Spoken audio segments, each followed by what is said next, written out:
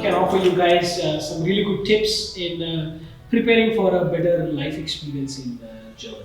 And the first point is, any guesses? Language. You are a gem. you are a gem. So, there is something really specific about European cultures, just the way it is in India, but we are so much used because of the colonial rule that we had been, and a lot of our education schooling system being adapted for English and stuff like this. A lot of the work in India, at least in the modern kinds of work, it gets done in English. But if you go to any bazaar, you go to Begum Bazaar or Chandni Chowk or whatever it is, you will never see traders interacting in English. Right? It's the same way. Now in German and basically in all the European countries, majority of the business, majority of everyday transactions, they get done in the local language. So if you have a particular business where you need to have different kinds of documentation, say invoices, supply orders, contracts, whatever it is, everything is in German. Because of this, you will get all official notices only in German. So if you want to have a better experience in Germany, better social experience, you better learn German language. From a job standpoint, from a work standpoint, there are some jobs where you don't need to speak the language, you can do the work also in English. But as I mentioned, that is something which will help you only for your work life. You can get on with your team members, you can get on with your managers, and you can get your work done.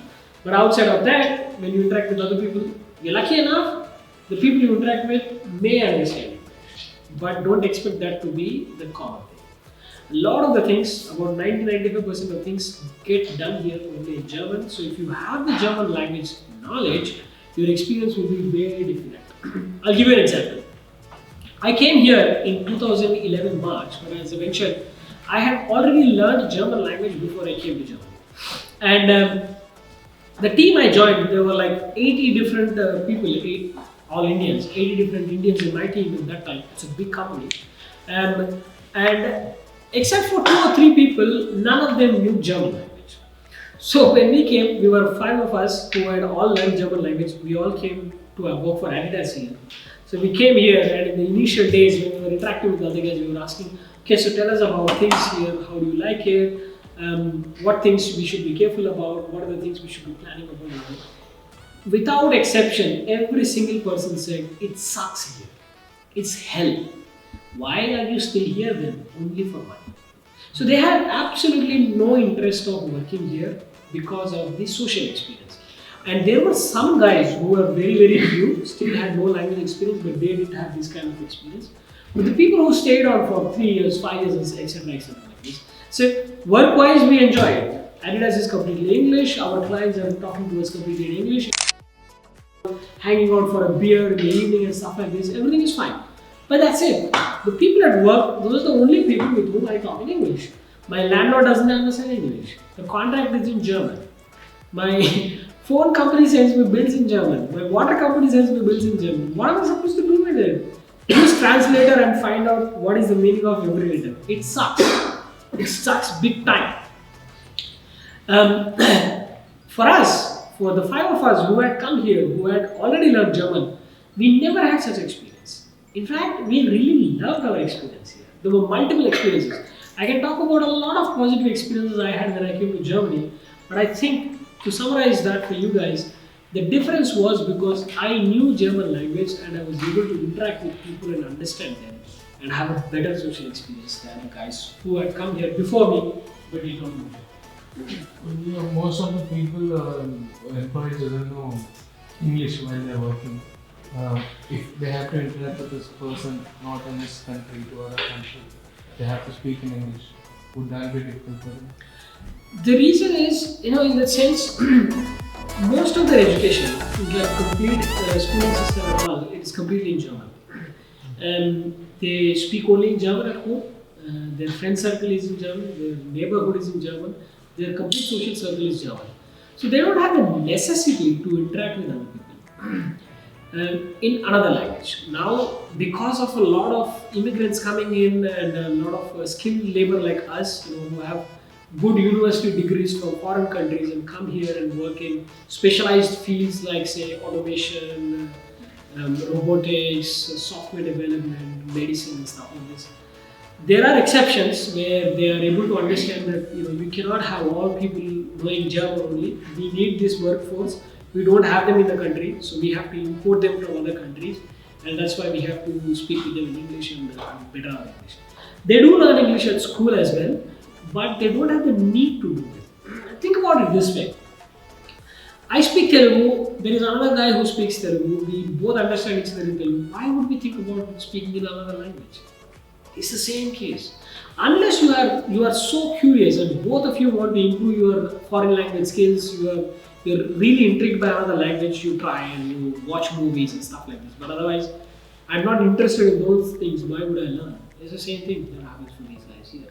They are completely immersed in this.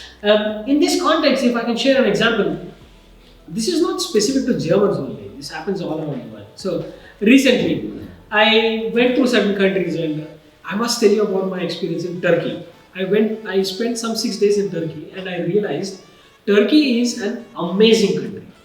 Before I went to Turkey, I never had such a positive impression of Turkey because the kind of things that get written about Turkey in the news are not so very good. As I said before also, media is all about sensationalization, so they really look about things that can easily catch the attention of other people and so on and so forth. But the moment I landed in the country, I saw it was absolutely clean, very well maintained, super beautiful, gorgeous. People are so nice. Everybody follows traffic rules. There is no speeding. Everybody stops at the red signals. There is no litter at all. No plastic things thrown out and stuff like that. I am excluding Istanbul from this experience because Istanbul is extremely touristy and it is dirty. But I'm talking about the rest of Turkey that I have seen. Here is the thing. I was so curious to know how Turkish people have achieved so much of development. I must tell you, in fact, I think India is also not as developed as Turkey is in terms of the infrastructure.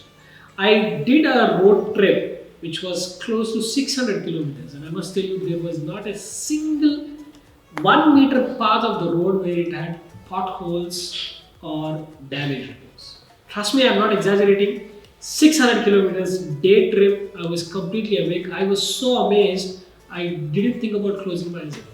It was so beautiful, so well laid out.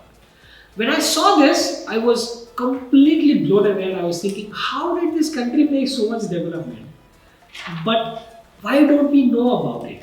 So I started interacting with people, and I do this very often. Whenever I go roaming around in other countries, I intentionally switch off my network and I interact with the local people, even though I don't know the language. And I try the same thing with the Turkish people. Almost nobody even understood English language. Nobody. So then after Turkey, I went to another country and I was interacting with a foreigner in a cafe in that country. She was running that cafe. She's a Ukrainian. And then I was talking to her about my experiences, and then she explained to me certain things which made a lot of sense. See, when you are, as a country, are self-reliant, you don't need to depend on other countries for your trade. You are so developed in yourself. You have everything that you need. You grow food that you want to eat. You have education what you need. You have all the stuff that you need in terms of development. You are achieving good numbers and all. There is no need for you to interact with other countries. So that's why they don't teach English in school. Their English skills are so poor. I was like, that kind of an experience, because the kind of development I saw, I imagined that this kind of a thing must be very modern and those guys must be knowing English. If not all, at least some people, some students, in the city center, I was in the capital of Ankara. In the city center, very hippie place, absolutely modern. I assume that at least here people will be able to speak English. I tell you, 1 or 2 people out of hundreds of people I spoke barely managed to speak a few sentences of English. Their understanding also is there. The reason is very simple. When you are in a closed circle where you don't need to interact with people of other cultures, why would you learn it? It's the same case for us also, right? We don't learn about other things when we don't need it. Same thing with these guys. Second point, moving on from that. For a better experience in Germany, you should have a lot of patience. This ties back with multiple points that I mentioned till this time, this afternoon. Things about rules, attention to detail, and stuff like this.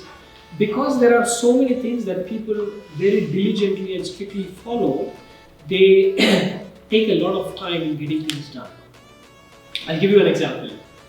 Let's say you are in India and you change houses and you want to take a new internet connection. You go to Airtel, you go to BSNL, apply for it. How many days does it take for you to get the connection? I don't know, I'm asking days. 1-2 days, right? If there is a box which is close to your place, the guy might come in the afternoon and fix it for you, and that day in 2 hours it is done. Here you have to wait weeks for you to get the connection. Nowadays things are changing a little bit, but there are certain providers where they need to come and fix certain things in the cellar of your apartment or in your house itself, and for that you need to take an appointment. Usually there is only one company which leases out the lines to all other providers. So it is that company which owns the lines that has to do these connections. That is the Deutsche. You have to fix an appointment with them, and because they are the only company who do it, and because there are so many requests, usually you don't get an appointment in the next 2 or 3 weeks. There are cases where it took 6 weeks and 7 weeks also before the guy came home and fixed that thing for you. This is an extreme example, but this is a reflection of how things get done. When you ask for something, when you apply for something, people will review a lot of things, whether it is right or not, what it needs to be done, etc. That's why it might take some time. We are not used to those things, so we have to be patient if we want to have a good experience. Rules. I don't think we need to repeat this again. I think I talked extensively about the importance of rules and stuff. The thing that will be really important for you guys is if you guys come to Germany and you want to study or work here, the first experience where you will have to be careful about rules is the contract that you sign for the house and the apartment that you take.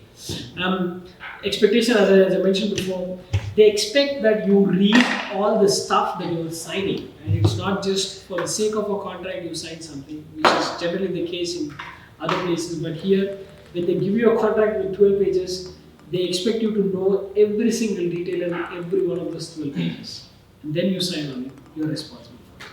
So don't ignore, it's a Herculean task in the sense, you don't understand German, but you have to understand so many pages. There are rental contracts which run into 40-50 pages also. So you better get some help, manage somehow, but don't ignore it.